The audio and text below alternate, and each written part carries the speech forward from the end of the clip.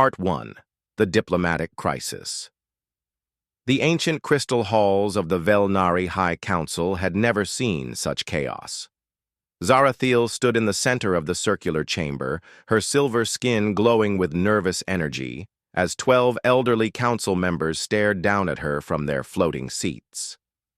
The holographic display behind her showed thousands of legal documents, treaty clauses, and historical records that had taken her 3 years to collect and analyze. "Honored elders," Zarathiel began, her voice steady despite the fear crawling up her spine. "What I have discovered will change everything we know about the Galactic Concordat." Elder Morthak, the oldest of the council, leaned forward. His ancient eyes held the wisdom of 800 years. "Young Zarathiel, you were our brightest student. Your memory skills are perfect. Your legal knowledge is vast. But what you claim is impossible." Zarathiel activated the hologram. Red warning. Lights flashed across the display as she highlighted specific sections of the treaty. "Look at Article 847, subsection 12, then cross-reference it with the Amendment of Stars, Clause 9. There is a legal loophole so large that any species could use it to break free from all peace agreements." The council members whispered among themselves. For 500 years, the Velnari had been the galaxy's peacekeepers. Their perfect memory and natural ability to understand complex laws made them the most trusted mediators between the 12 major species. Wars had been prevented, conflicts resolved, and justice maintained because everyone believed the Velnari were never wrong. Elder Sindal spoke next, her voice cold as space itself. "Even if such a flaw exists, why bring it to our attention? Some knowledge is too dangerous to speak aloud." "Because it's already being discovered," Zarathiel replied, her heart racing. "The Drakmari military has been testing border defenses for months. The Zephyrian trade fleets have been avoiding certain systems. The signs are everywhere. Someone else knows about this loophole, and they're preparing to use it." The chamber fell silent. Zarathiel could hear her own breathing in the quiet. She had spent her entire life studying galactic law, believing that knowledge and truth could prevent wars and save lives. Now she stood before the people she respected most, watching them struggle with information that could destroy their reputation. Elder Morthak's voice was barely a whisper. "If the galaxy learns that we, the Velnari, missed such a flaw in the treaty we helped create, if they lose faith in our abilities, they will handle their own disputes," Elder Sindal finished. "Wars will return. Billions will die. And it will be our fault for failing them." Zarathiel stepped forward. "But we can fix this. We can work with the other species to create new agreements, better treaties.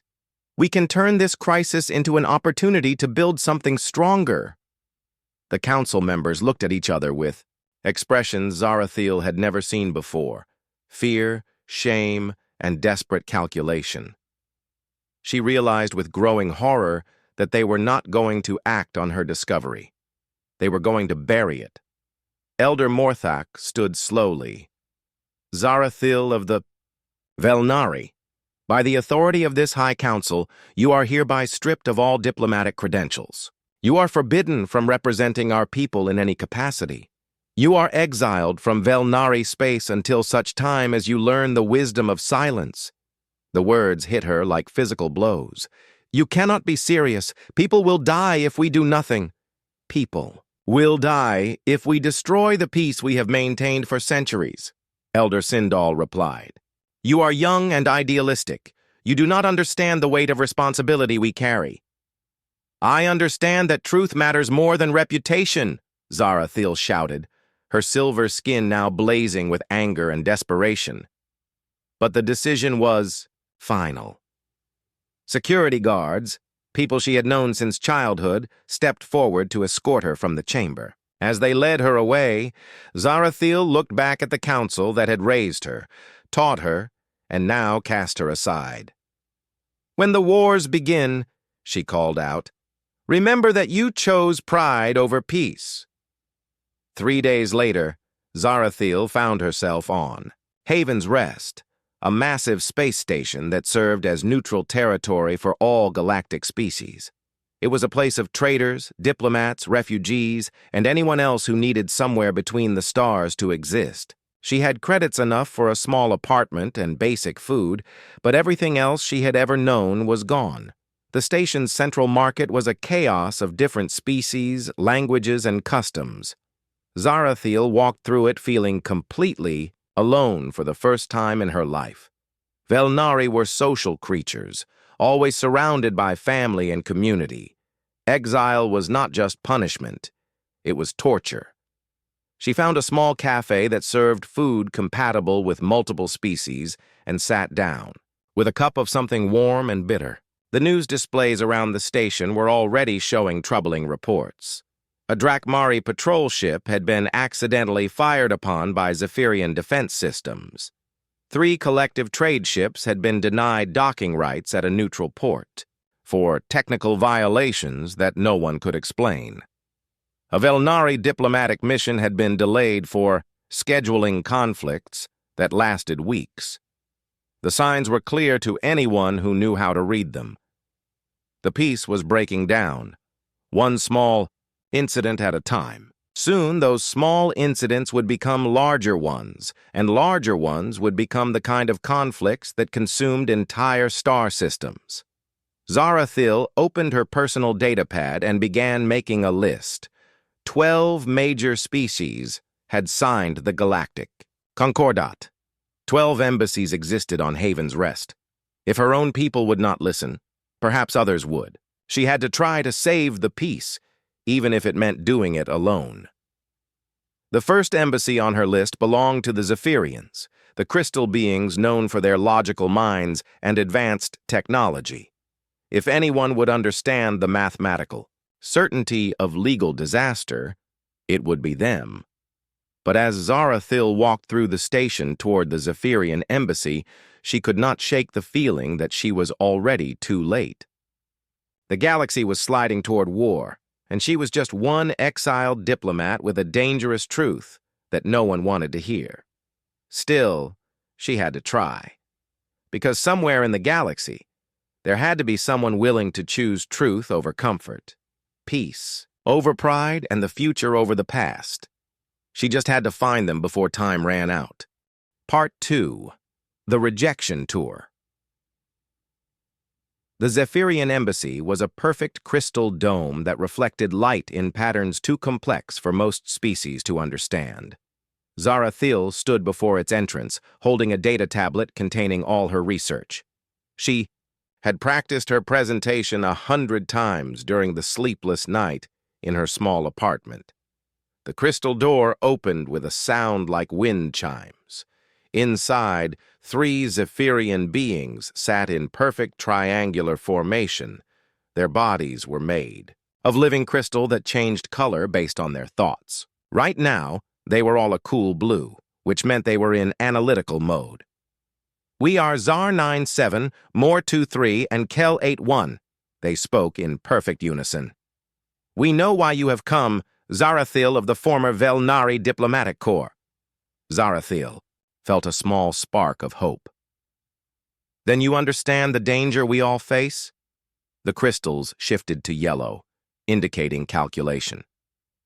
"We have run probability algorithms on your claims. The mathematical chance that the Velnari High Council with 800 years of experience would miss such a flaw is 0.003%. But I have proof. The mathematical chance that an exiled individual would fabricate evidence to regain status is 67.8%, they continued. "Logic dictates we cannot trust your data." The crystals turned red, meaning the conversation was over.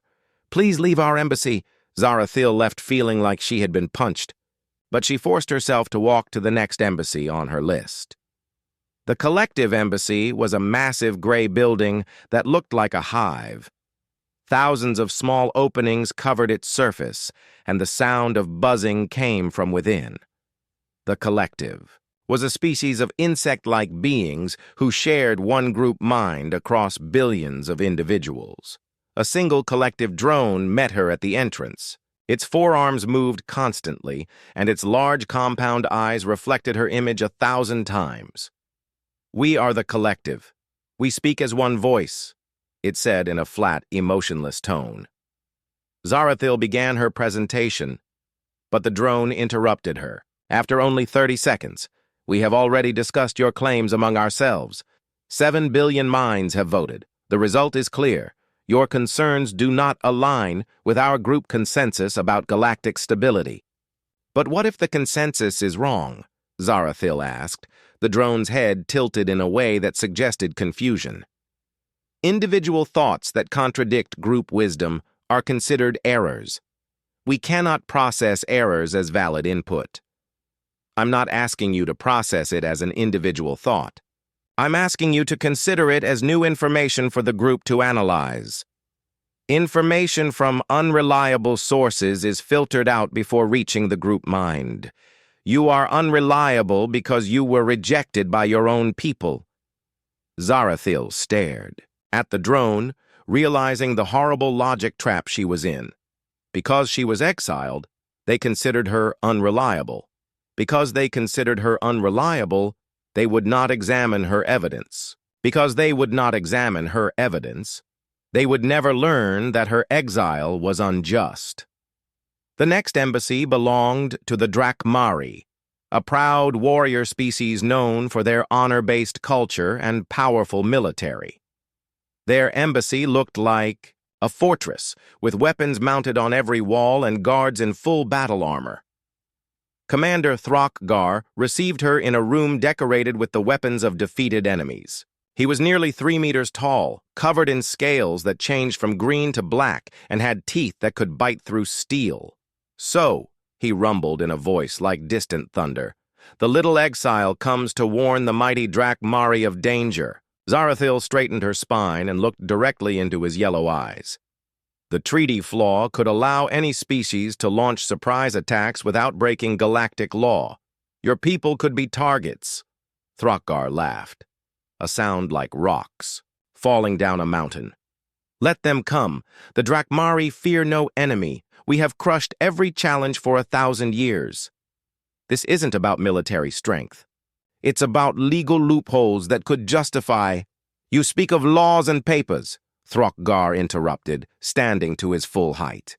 "Warriors care about strength and honor. If someone attacks us, we will destroy them. If someone betrays us, we will hunt them across the galaxy. Laws are for the weak, but prevention is better than war.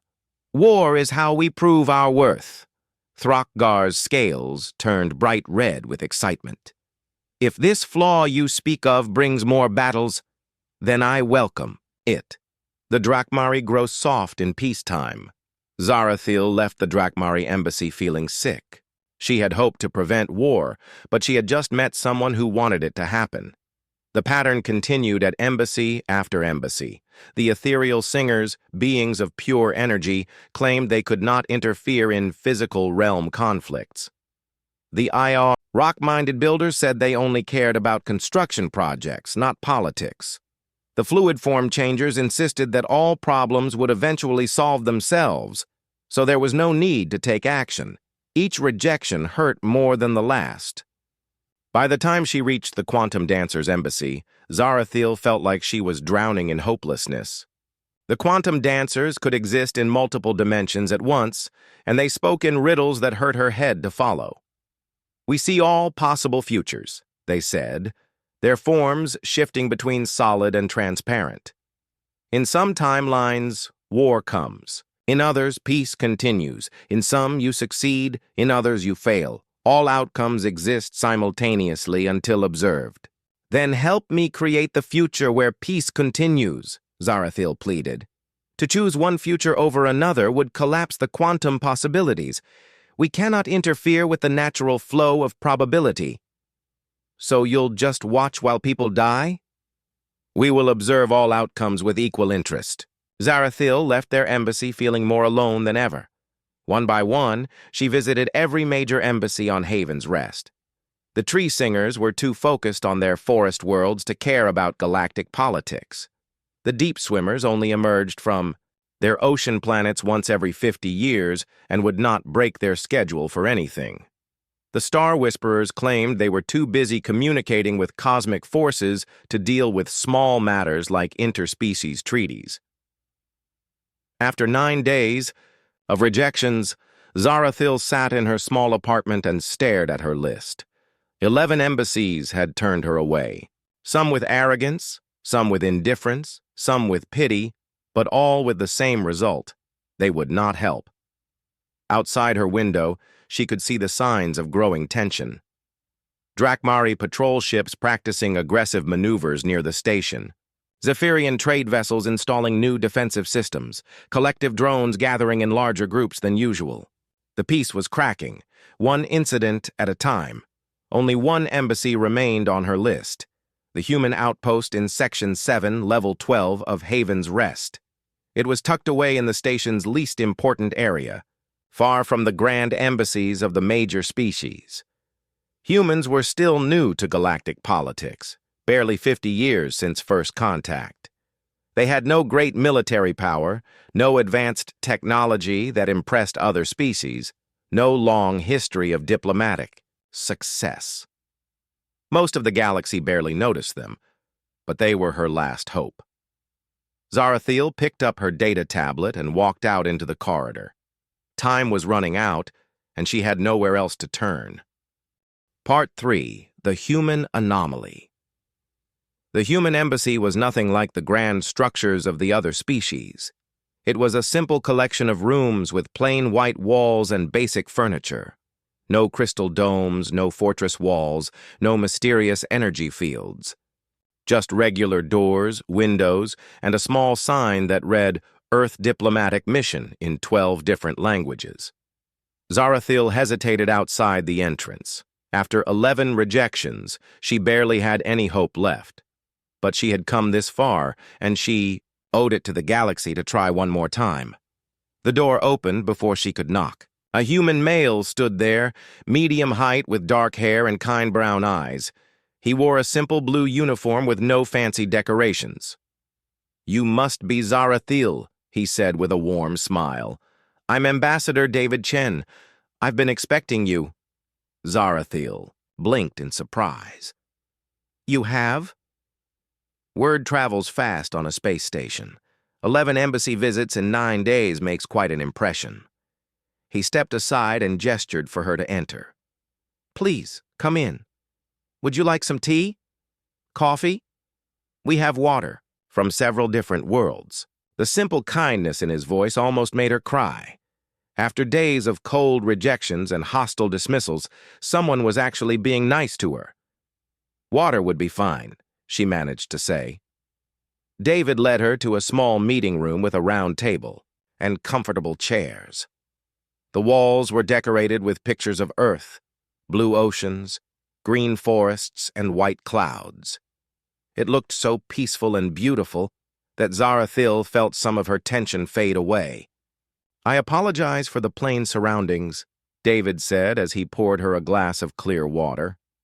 "We're still the new kids in the galactic community.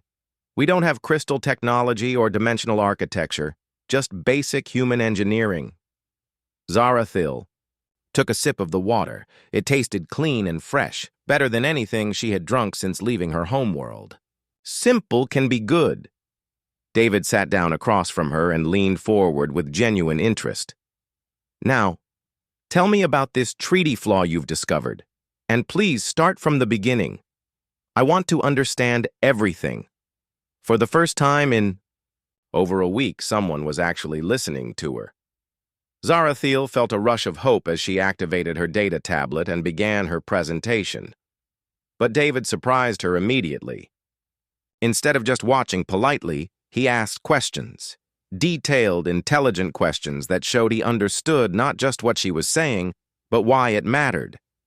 "So this loophole in Article 847, he said, studying the holographic display, it creates a legal contradiction with the Amendment of Stars. But what triggers the contradiction? Is it any military action? Or does it have to be specific types of conflict?" Zarathiel stared at him. None of the other ambassadors had asked anything so precise. It requires what the treaty calls defensive necessity. But the definition is so vague that almost any action could be justified as defensive. I see. David made notes on a small pad of paper. And you said the Drakmari have been testing border defenses. What kind of testing exactly?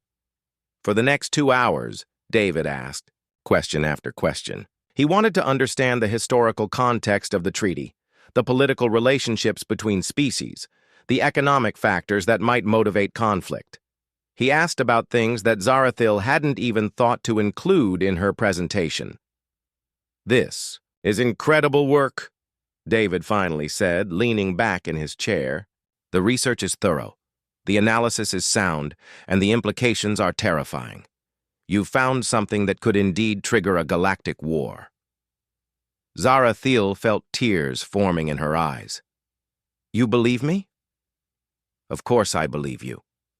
The evidence speaks for itself. David's expression grew serious. The question is, what can we do about it? We? You mean you'll help? David hesitated, and Zarathiel's heart sank. Here it comes, she thought. Another rejection, just phrased more politely. I want to help, David said carefully. But there's a problem. Human diplomatic protocols require verification from multiple sources before we can act on intelligence, especially intelligence that could affect galactic stability. And unfortunately, I'm an exile with no official standing, Zarathiel finished, bitterly. My word alone isn't enough. In normal circumstances, no, but... David paused, looking thoughtful. There might be another way. He stood up and walked to the window, staring out at the busy corridors of Haven's Rest. You know, humans have some unusual customs compared to other galactic species. One of them involves something called marriage. Zarathiel frowned. I've heard the term, but I don't understand the concept. It's a legal and emotional bond between two individuals. In human law, married partners become family. They can speak for each other in legal matters, share citizenship rights, and make decisions together. That sounds complicated. David turned back to her. Here's the interesting part. If you were to become a human citizen through marriage, you could present your evidence through official human diplomatic channels. We could bring it to the Galactic Council as a formal human intelligence report. Zarathiel felt her brain struggling to process what he was suggesting. You're talking about marriage between us? But we barely know each other. I know it sounds crazy, David said quickly, and I'm not suggesting we rush into anything. But human marriage law is flexible. It can be a political alliance, a practical partnership, or... He paused, his cheeks turning slightly red. Or it can become something more meaningful over time. Suddenly, alarms began blaring throughout the station. Red emergency lights flashed in the corridors outside. David rushed to his communication console and activated the station-wide news feed. The holographic display showed a Drakmari battle cruiser and a Zephyrian science vessel locked in combat near the neutral zone. Laser fire streaked between the ships while both sides claimed the other had attacked first. It's starting, Zarathiel whispered. The breakdown I predicted. This is just the beginning. David watched the battle footage with grim determination. How long do we have before this spreads? Days, maybe hours. Once the other species see violence, they'll start choosing sides. Fear will spread faster than truth. Then we need to act fast. David turned to face her, his expression serious but kind. Zarathiel, I know this is sudden and strange. I know you don't really know me, and I don't really know you. But I believe in what you're trying to do. I believe that preventing war is worth taking risks. Outside the window, more ships were moving into defensive positions. The peaceful trading station was slowly transforming into a potential battleground. If we do this, Zarathil said slowly. If we get married for diplomatic reasons, what happens after? What happens to us? David smiled, and she saw something in his eyes that she hadn't expected. Hope. I don't know, but I think we could figure it out together. Humans believe that the best partnerships are built on shared goals and mutual respect. We already have that. Another explosion lit up the space outside the station. Time was running out. Will you marry me? David asked quietly. Not for love, not yet, but for peace, for the chance to save billions of lives, for the hope that maybe, just maybe, we can prevent this war. Zarathil looked at this strange human who had listened when no one else would, who believed when no one else could, who was willing to risk everything for people he had never met. Yes, she said. Yes, I'll marry you. Part 4. The Desperate Gambit. The chapel on Haven's Rest was designed to serve all species, so it was simple and peaceful. Soft white light filled the circular room, and the walls showed images of stars and planets from across the galaxy. It should have been a place of calm, but outside the windows, laser fire streaked through space as more ships joined the growing battle.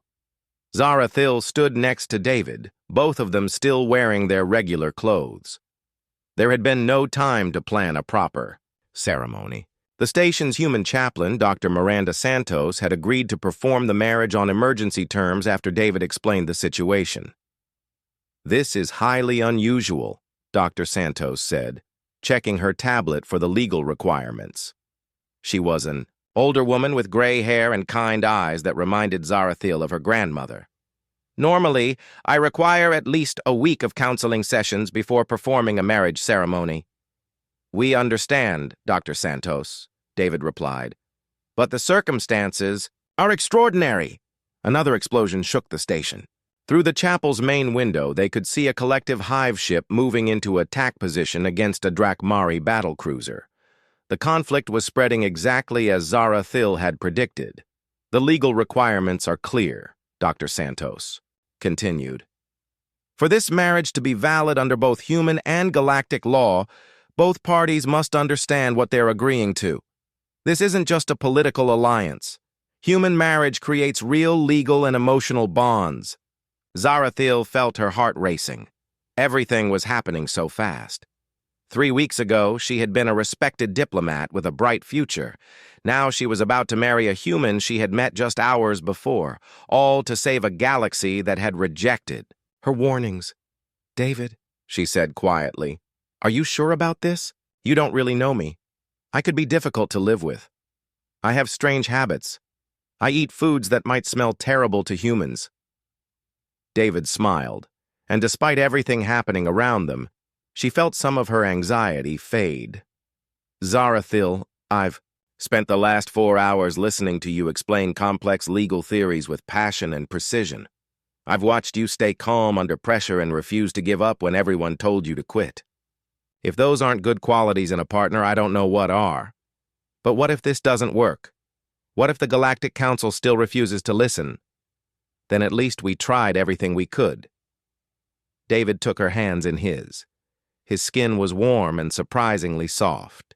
And if it does work, we'll have saved countless lives together. That's not a bad way to start a marriage. Dr. Santos activated her official recording device. Very well.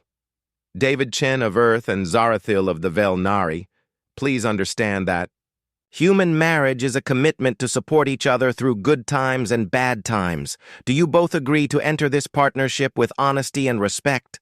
I do, David said without hesitation. Zarathil looked into his brown eyes and saw determination, kindness, and something else she hadn't expected. Genuine affection. I do. Then by the authority granted to me by the Earth Diplomatic Corps and recognized under galactic law, I pronounce you married. David, you may kiss your wife if she consents. Zarathil felt her cheeks grow warm. She had never kissed anyone before, let alone a human. But David leaned forward gently and pressed his lips to hers for just a moment. It was soft and surprisingly pleasant. "Welcome to the family," he whispered. Suddenly, the station's emergency broadcast system activated. Admiral Krextar of the Drakmari fleet appeared on every screen throughout Haven's Rest. "Citizens of all species," his voice boomed, "the Zephyrians have committed an act of war by attacking our science vessel without provocation. We demand immediate surrender of their battle fleet, or we will consider all Zephyrian territory hostile." The image switched to High Crystalline Morveth of the Zephyrian Collective. "The Drakmari claim is mathematically false. Our records show they fired first. We calculate a 94.7% probability that this was a planned attack. We are mobilizing our defense fleet." More voices joined the broadcast. The collective declared they would support whoever provided the most logical argument. The ethereal singers announced they were withdrawing from all physical contact with other species. 3 minor species declared emergency military mobilization. Dr. Santos shook her head sadly. "It's happening so fast." David checked his chronometer. "The emergency session of the Galactic Council starts in 16 hours. Every species will send representatives to try to prevent full-scale war. If we're going to present your evidence, Zarathil, it has to be then." "But 16 hours isn't enough time to prepare a proper presentation for the Council," Zarathil said, feeling panic rise in her chest. "I need days to organize everything properly." "Then we'll have to work together," David replied. "I know Council procedures, and you know the legal details. We can combine our knowledge." They rushed back to the human embassy, where David immediately began making calls to Earth's diplomatic command. Zarathil heard him explaining the situation to his superiors, requesting emergency authorization to present intelligence at the council session. "Sir, I understand this is highly irregular," David said into his communication device. "But my wife is a legal expert who has discovered a critical flaw in the Galactic Concordat." "Yes, sir, I said my wife. We were married 20 minutes ago, under emergency diplomatic protocols." While David handled the political arrangements, Zarathil began reorganizing her research into a format suitable for the Galactic Council. The Council had strict rules about presentations, 15 minutes maximum, visual aids must be simple enough for all species to understand, and every claim must be supported by at least 3 independent sources. They worked through the night, stopping only when exhaustion forced them to rest. Zarathil found herself curled up on David's office couch while he slept in his chair, both of them surrounded by data tablets and holographic displays. At some point during the night, she woke up to find David placing a blanket over her. "Sleep," he said softly. "We both need rest if we're going to save the galaxy tomorrow." "David," she whispered, "thank you for believing in me, for taking this risk." He smiled in the dim light. "Thank you for not giving up. Most people would have stopped trying after the first few rejections." "I'm not most people."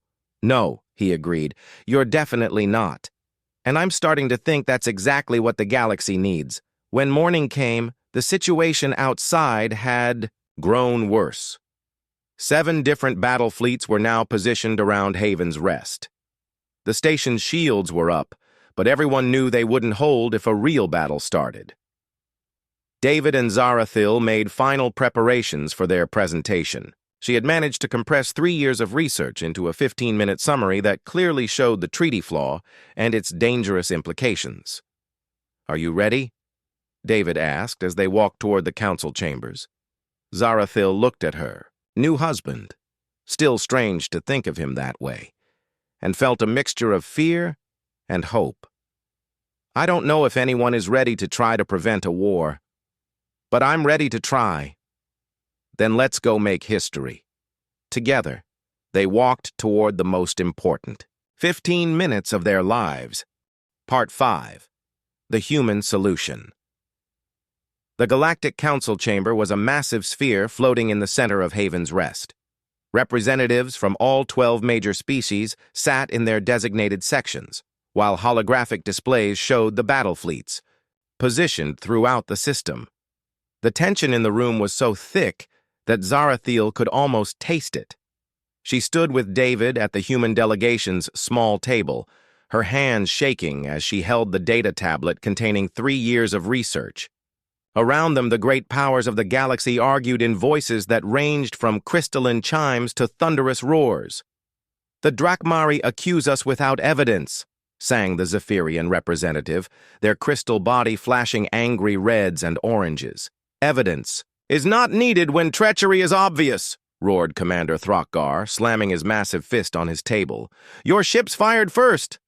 "Incorrect," buzzed the collective speaker. "Our shared memory clearly shows Drakmari weapons powering up 7 minutes before Zephyrian defensive systems activated." High Chancellor Velmoth of the Velnari stood up, his silver robes shimmering with authority.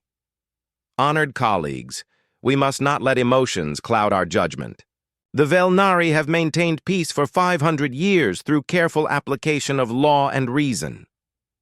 Zarathiel felt sick hearing her former leader speak about law and reason, while knowing he had hidden the very evidence that could prevent this war.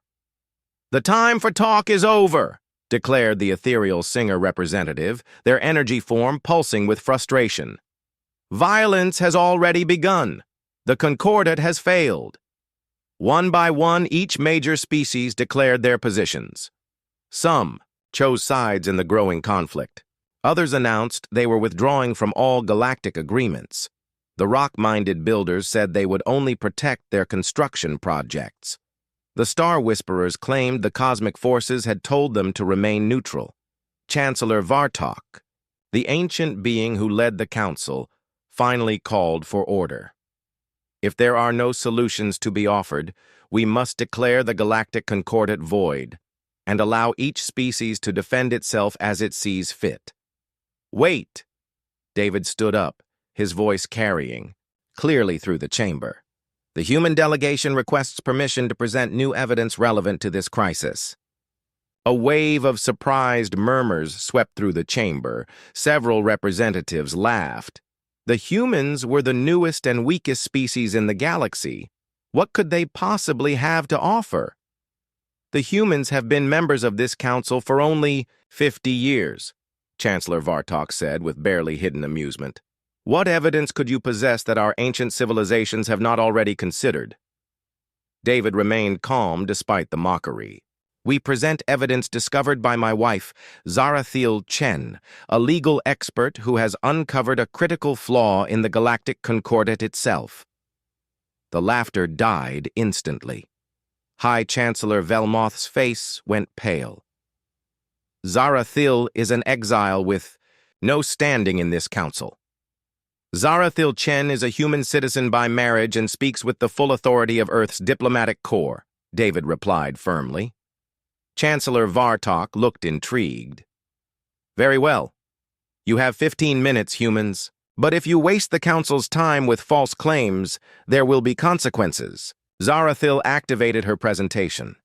The central hologram showed the treaty documents she had spent years analyzing. Her voice was steady, despite her racing heart. "Honored representatives, the violence you have witnessed is not random. It is the result of a legal loophole that allows any species to justify attacks as defensive necessity while technically remaining within concordat law." She highlighted the specific clauses, showing how they contradicted each other and created dangerous ambiguities. The mathematical precision of her analysis was undeniable. Even the Zephyrians stopped glowing with anger and began pulsing with calculation. "This flaw has existed for centuries," Zarathiel continued, "but recent political tensions have made several species aware of it. The attacks we have seen are not acts of war. They are tests to see if the loophole can be exploited." Murmurs of shock and understanding rippled through the chamber. The collective's shared mind began buzzing with rapid calculations. The Drakmari representatives looked uncomfortable as they realized their tests had been more transparent than they thought. "Even if this flaw exists," High Chancellor Velmoth said desperately, "what solution can there be? The Concordat took decades to negotiate. We cannot rewrite it during a crisis. That's where you're wrong, David said, stepping forward. We don't need to rewrite the old treaty. We need to create something completely new. He activated his own presentation, showing a document that made the entire chamber fall silent. The Renewal Protocols. A new framework for galactic cooperation that addresses not just the current crisis, but the fundamental problems that have been building for centuries. The human proposal was unlike anything the galaxy had seen before. Instead of the rigid hierarchies and ancient privileges that dominated the old Concordat, the Renewal Protocols proposed flexible partnerships based on mutual benefit. Species could join different levels of cooperation based on their needs and abilities. Conflicts would be resolved through mediation rather than legal technicalities. You propose to overturn 500 years of tradition, the ethereal singer, representative said, their energy form pulsing with uncertainty. We propose to learn from 500 years of experience, David replied. The old system worked when the galaxy was smaller and simpler, but it cannot handle the complexity of modern interspecies relations. And why should we trust humans to design our future? Demanded Commander Throckgar. You are the youngest species here. David smiled. Exactly. We have no ancient grudges to protect, no old privileges to defend. We can see the galaxy as it is now, not as it was centuries ago.